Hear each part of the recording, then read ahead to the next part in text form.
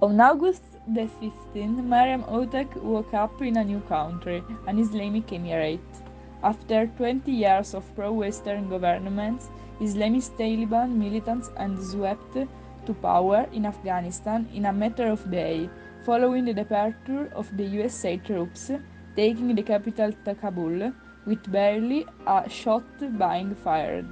Since then, the new royals have imposed their own version of Sharia law on nearly 20 million Afghan women. Mariam will not be silenced. Mariam is a woman's voice on the air. In today's Afghanistan, that's no longer a given. Indeed, in several provinces, it's already a thing of the past. Mariam Hotak spends an hour on weekday mornings talking to listeners on her phone-in show, taking musical requests and quizzing them on their general knowledge. She say, "We can't lag on air like before. We can joke with our audience the way we used to.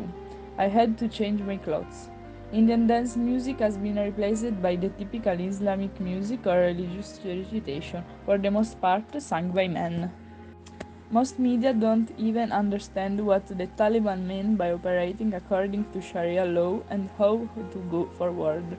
New limitations and taboos have appeared. I've noticed that women show have been cut and the host can't present the show the way they used to.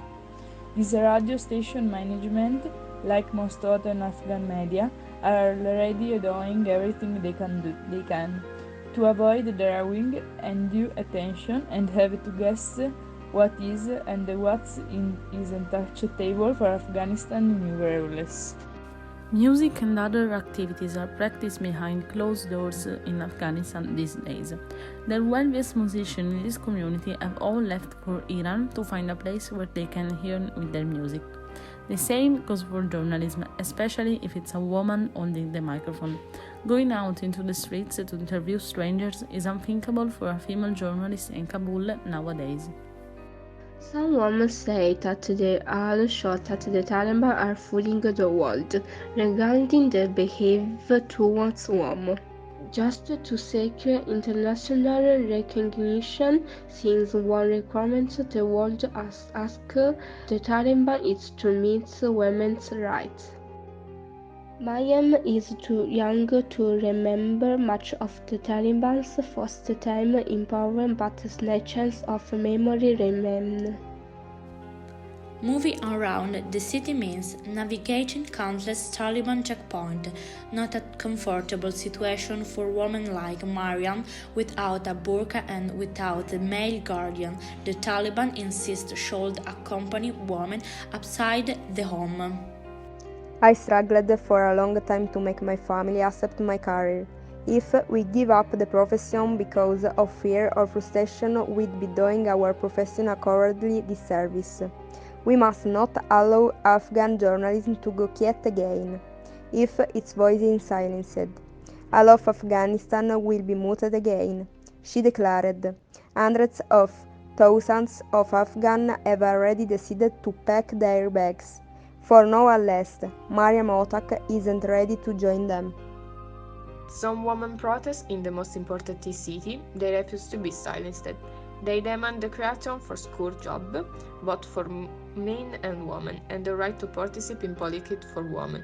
The right for women to be sector and election for leadership position, and the right to private homicide. The right for women to work in the judicial and legal sector, and the right to freedom of speech.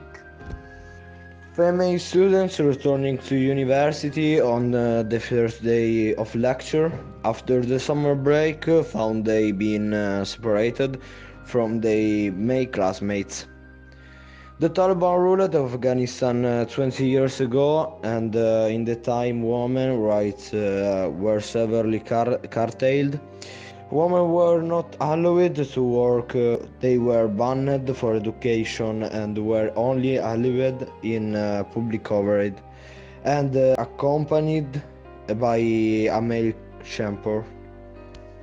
This time Taliban have portrayed themselves as more moderate.